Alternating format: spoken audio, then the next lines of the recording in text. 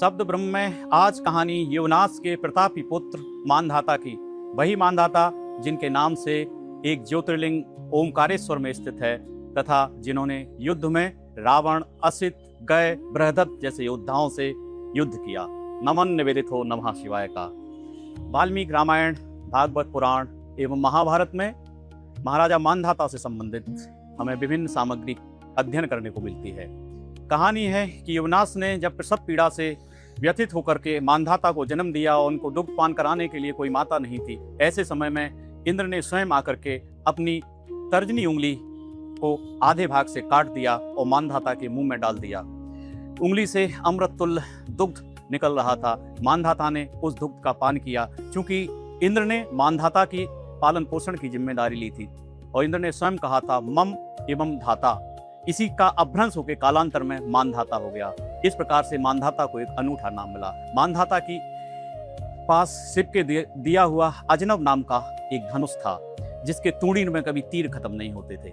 मानधाता ने युद्ध भूमि में कई सारे योद्धाओं को परास्त किया। रावण के साथ वाल्मीकि रामायण के उत्तरकांड के 23वें सर्ग में एक युद्ध का वर्णन आता है जिसमें रावण मानधाता के ऊपर सबसे पहले रुद्रास्त्र चलाता है। रुद्रास्त्र का जवाब मानधाता आग्नेयास्त्र से देते हैं। जब रावण गंधर्वास्त्र चलाता है तो इसका जवाब मानधाता ब्रह्मास्त्र से देते हैं। लेकिन इसके उपरांत दोनों ही ओर से पाशुपति अस्त्र छोड़े जाते हैं।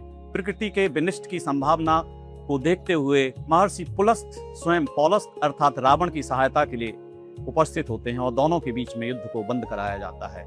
मानधाता के बारे में कहा जाता है कि सूर्य उदय से लेकर सूर्यास्त तक जितनी भी धरती थी उतने पे मानधाता का साम्राज्य था। मानधाता के नाम से कैलाश मानसरोवर के पूर्व बुरल मानधाता नाम की चोटी है, एक ज्योतिर्लिंग जिसकी चर्चा की जा चुकी है। इसके अतिरिक्त मानधाता ने अपने जीवन काल में 100 राजसूय यज्ञ एवं 100 अश्वमेध यज्ञों का संपादन किया। ब्राह्मणों के दान के लिए उन्होंने रोहित नाम की एक बृहद क्षेत्र में फैली हुई स्वर्ण मछली बनवाई और उसका दान किया।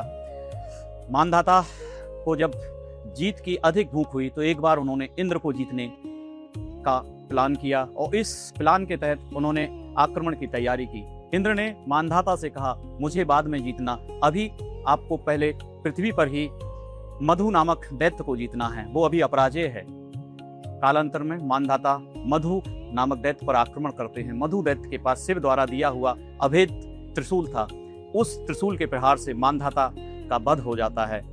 इसीलिए कहा जाता है कि इंसान कितना भी शक्तिशाली हो जाए लेकिन उसको अपनी इच्छाओं पर संयम और संतुलन रखना चाहिए। अगर मानधाता इंद्र पर आक्रमण की ना सोचते तो शायद वह इस वंश के और भी प्रतापी सम्राट कहलाते, अधिक समय तक राज करते, जन कल्याण के कार्य करते। नमो वाह।